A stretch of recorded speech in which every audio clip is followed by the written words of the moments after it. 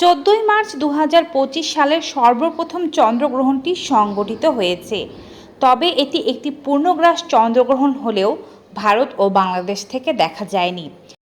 এরপরে 29শে মার্চ একটি সূর্যগ্রহণ হতে চলেছে, যে সূর্যগ্রহণটি আংশিক সূর্যগ্রহণ হিসেবে সংগঠিত হবে। আজকের ভিডিওর মাধ্যমে আমরা আপনাদেরকে জানাবো সূর্যগ্রহণটি কোন কোন দেশ থেকে দেখা যাবে, সূর্যগ্রহণটি ভারত ও বাংলাদেশ থেকে দেখা যাবে কিনা, দেখা গেলে ভারত ও বাংলাদেশ থেকে কোন সময় দেখা যাবে এবং এই গ্রহণের সময় কি করবেন ও কি করা যাবে না। চলুন শুরু করা যাক। তার আগে বলে রাখছি, চ্যানেলে নতুন হয়ে থাকলে চ্যানেলটি সাবস্ক্রাইব করবেন। ফেসবুক পেজ থেকে আমাদের এই ভিডিওটি দেখে থাকলে পেজটি ফলো করতে ভুলবেন না। চলুন শুরু করা যাক। এই সূর্যগ্রহণটি মূলত দেখা যাবে এশিয়া, আফ্রিকা, ইউরোপ, আটলান্টিক, আর্কটিকা এবং এর পাশাপাশি উত্তর আমেরিকা, দক্ষিণ আমেরিকার বিভিন্ন অঞ্চল থেকে। বাংলাদেশের সময় অনুযায়ী এই গ্রহণটি শুরু হবে 29শে মার্চ দুপুর 2:50 এবং গ্রহণটি শেষ হয়ে যাবে 29শে মার্চ সন্ধে 6:43। ভারতীয় সময় অনুযায়ী এই গ্রহণটি শুরু হবে 29শে মার্চ দুপুর 2:20 এবং গ্রহণটি শেষ হয়ে যাবে সন্ধে 6:13। এই গ্রহণটি একটি আংশিক সূর্যগ্রহণ হবে। তবে আশ্চর্যের বিষয় হচ্ছে এই গ্রহণটি এমনভাবেই হবে যে ভারত ও বাংলাদেশ থেকে এই গ্রহণটি দেখা যাবে না। যেহেতু গ্রহণটি দেখা যাবে না, এর সূতককালও বৈধ হবে না বলে মনে করা হচ্ছে। কিন্তু এই গ্রহণটিও দিনের বেলায় এবং সূর্যগ্রহণের ঠিক সময়ই হচ্ছে, তাই প্রত্যেক গর্ভবতী নারীদের অবশ্যই সচেতন থাকা উচিত। পৃথিবীর অন্যান্য দেশে যারা অবস্থান করছেন তারা জন্মসূত্রে ভারতীয় হয়ে থাকলে আপনি ভারতের যে সময়কাল বলেছি তার সাথে নিজের বর্তমান অবস্থানরত দেশের সময়ের পার্থক্যকে যোগ বা বিয়োগ করে নিয়ে আপনার দেশে সূর্যগ্রহণটি কোন সময় হবে তা বের করে ফেলতে পারবেন। আর যারা বাংলাদেশি জন্মসূত্রে এবং বর্তমানে পৃথিবীর অন্য কোনো দেশে রয়েছেন, তারা বাংলাদেশে যে গ্রহণের সময়কাল বলেছি তার সাথে নিজের বর্তমান অবস্থানরত দেশের সময়ের পার্থক্যকে যোগ বা বিয়োগ করে নিয়ে নিজের দেশের সূর্যগ্রহণের সময়সূচি বের করে ফেলতে পারবেন। এবারে জানাচ্ছি এই গ্রহণের সময় কি করা যাবে ও কি করা উচিত হবে না।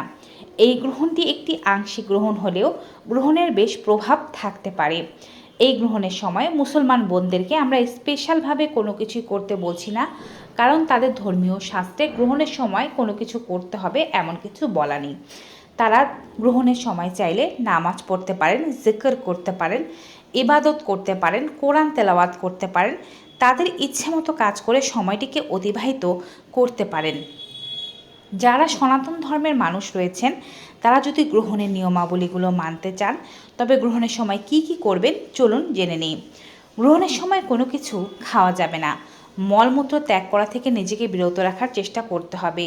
গ্রহণের সময় জল পান করাও নিষেধ। তবে গর্ভবতী বোনেদের অনেক দীর্ঘ সময় জল না পান করলে বা মূত্র চেপে রাখলে সমস্যা হতে পারে।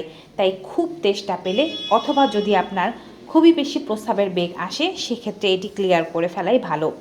গ্রহণের সময় বাসার বাইরে যাবেন না।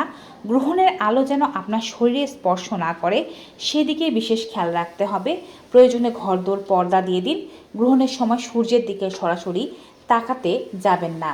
এছাড়াও গ্রহণের সময় আপনি অবশ্যই কোনো কিছু কাটা, ছেঁড়া, সেলাই, বোনাই এই ধরনের কাজ করবেন না এবং আপনি হাত পা মুড়ি করে শুয়েও থাকবেন না। শুয়ে থাকতে ইচ্ছা করলে হাত পা টান টান করে লম্বা হয়ে শুয়ে থাকবেন। এছাড়া সবচেয়ে ভালো হয় যদি চুল খোলা রেখে হাঁটাহাঁটি করতে পারেন। গ্রহণের সময় ভগবানের মূর্তি স্পর্শ করবেন না। কোনো ভালো কাজ, দান, অর্চনা, পূজা এই ধরনের কাজ করবেন না। মনে মনে সৃষ্টিকর্তার নাম জপ করতে পারেন।